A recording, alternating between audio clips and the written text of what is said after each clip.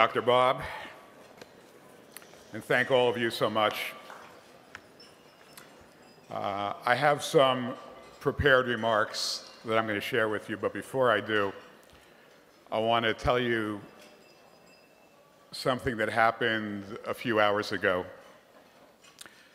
So I don't know how many of you have a family chat on WhatsApp. It's a great little device to keep in touch, and as our family, thank God, has gotten bigger and bigger, we have this family chat. And with the press of time, it's hard for me to really pay attention to it. So many things are on there. Kids want to ride to the grocery store, who's going to the gym, who's going to school. I noticed something today from our youngest daughter, Katie, who's on a class trip. And I clicked on it because I wanted to see how she was doing on her trip. And I saw something that made me stop and really, I almost had chills when I saw what she sent me. It was a picture of our youngest daughter, our 15-year-old daughter, wrapped in a flag of Israel, standing on the railroad tracks at the entrance of Auschwitz. She was on a class trip with her fellow classmates through Poland. And I said to myself, no picture better represents who we are, or what we are fighting for, than that picture of my 15-year-old daughter with an Israeli flag at the gates of Auschwitz.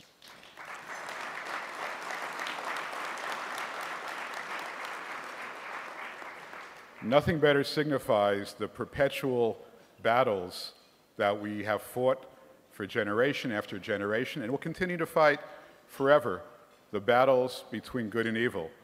But rest assured, we will continue to prevail in all of those battles. There's so many people here that are worth noting and mentioning tonight that I could use up all of my time just calling them out by name. I am truly honored to be part of such an all-star lineup, which includes many of Israel's greatest friends. And I'm truly honored to share this podium with all of you. I've often said that being appointed the United States ambassador to the State of Israel is the greatest honor of my life. The United States, the nation of my birth, the nation of my citizenship, is simply the greatest and most successful experiment in self-governance that the world has ever seen.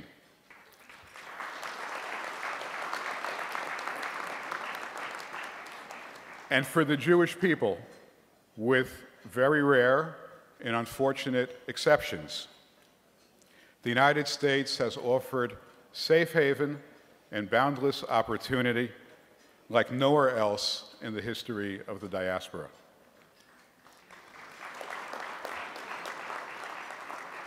Israel is the nation of my faith. It is the land of the Holy Bible. It is where Jewish history began and where Jewish history continues to be made each and every day as the only democracy and America's closest ally in the Middle East. No loyal American need ever apologize for loving Israel and urging our government to support it. Support for Israel is a quintessential American value. And so having the mandate from the President to strengthen the relationship between Israel and the United States is simply the opportunity of a lifetime, and a day does not go by where I do not thank God and seek His guidance regarding this extraordinary mission. We came into office on the heels of perhaps the greatest betrayal of Israel by a sitting president in American history.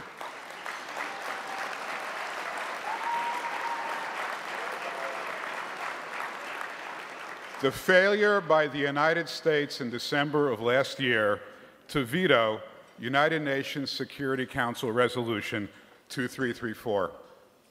Imagine a resolution stating that the Western Wall is illegally occupied territory, and unthinkably in my lifetime, in the lifetime of my parents and those that I hold dear, unthinkably the United States abstained and permitted that resolution to pass. And then a day later, the Secretary of State's attempts to justify this outrage only compounded the problem and revealed a stunning rejection of America's most important Middle Eastern ally. I hope you agree with me that we have turned a page since the dark days of last December.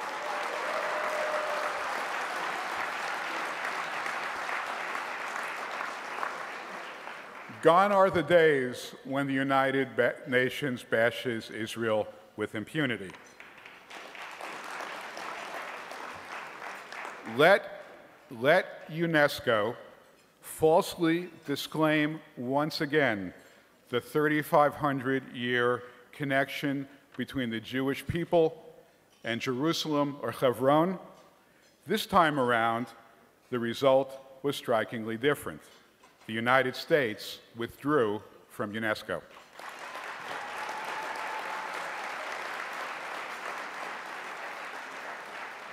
And Ambassador Nikki Haley, there is truly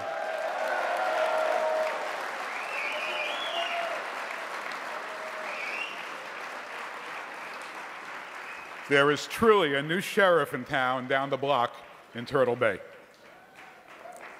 But that's not the only stark change for the better in the Trump administration.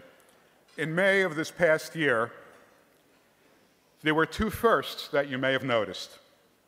Earlier that month, I had the privilege to be the master of ceremonies at the very first Yom HaAtzmaut celebration at the White House, hosted by Vice President Mike Pence.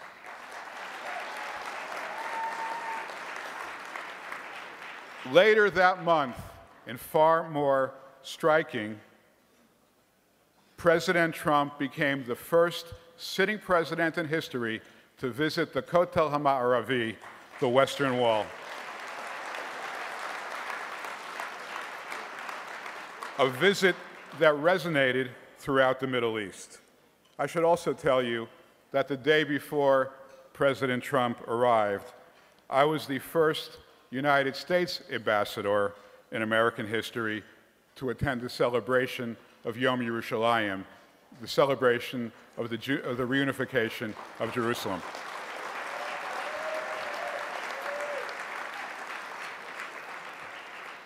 I think we're making progress.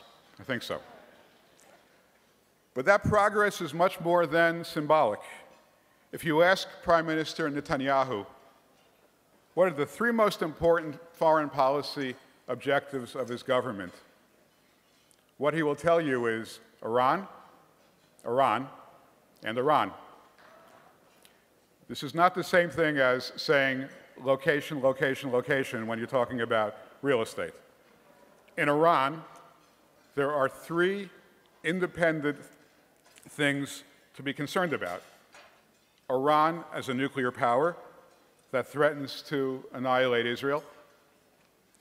Iran as a state sponsor of terrorism through Hezbollah and other proxies, and Iran as a regional superpower expanding through Iraq, Syria, and Yemen and filling the vacuum created by the defeat of ISIS. As the president confronted the decision last month of whether or not to certify that the JCPOA was in the best interest of the United States, so many nations around the world came out and supported the deal. North America, South America, Europe, Asia, all the nations of the world came out and supported the deal, with one notable exception: the State of Israel. And with whom did the president side on this extraordinarily important issue? the State of Israel.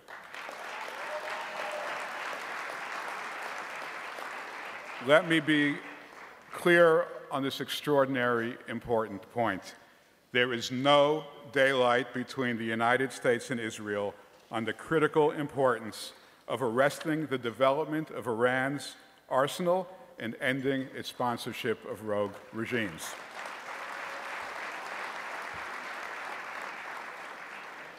Now, as you know, the President is committed to seeking a peaceful resolution of the Israeli-Palestinian conflict, but never in a way that ever jeopardizes the security of the State of Israel.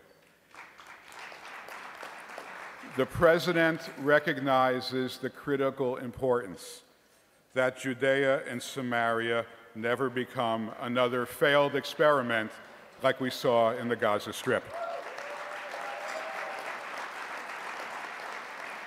The President knows that Judea and Samaria are not situated next to Finland or Costa Rica.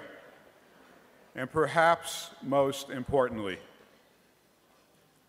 you will never hear the President make the case, as his predecessor did, that there is some symmetrical relationship between, let's say, building a house in the Samarian village of Chalamish and the brutal murder of a father, a son, and a daughter in Chalamish at a Shabbat table.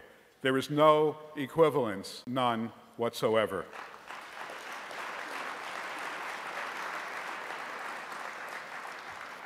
The President has also made clear that he intends to move the United States Embassy from Tel Aviv to Jerusalem.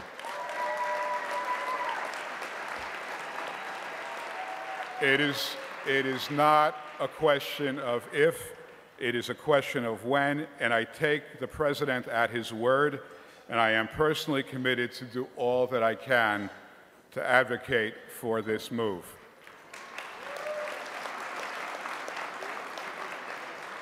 I have a magnificent home owned by the government in Herzliya. It's absolutely magnificent. You can't believe how gorgeous this house is. I would give it up in a nanosecond in order to move to Jerusalem.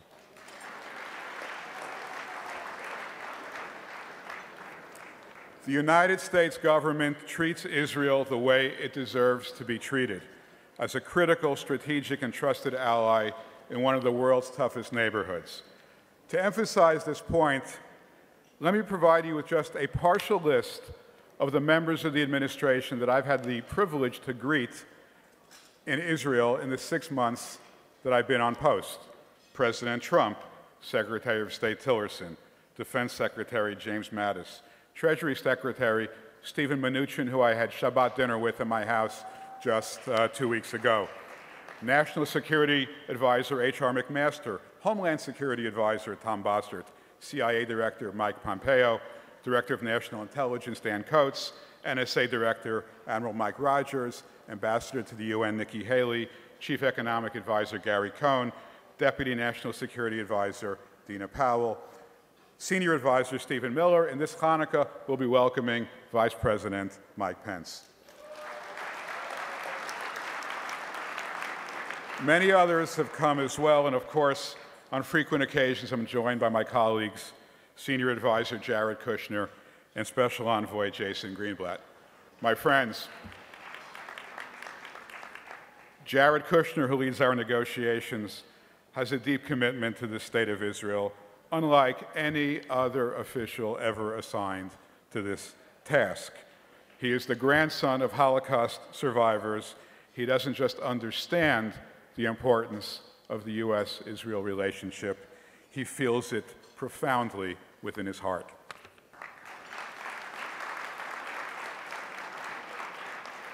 So you don't just have every senior member of the administration traveling 6,000 miles to a tiny state on the other side of the world if it's not a critical ally, and of course it is. I have been committed to the safety, security, and prosperity of the State of Israel all of my adult life. President Trump was well aware of that commitment when he formally nominated me on the day of his inauguration the earliest possible date that my nomination could be submitted. And he did all that he could to ensure that I was the first bilateral ambassador approved by the Senate, and I was. The Prime Minister of Israel and I both agree that we have turned the page on the relationship between Israel and the United States. It is a change decidedly for the better.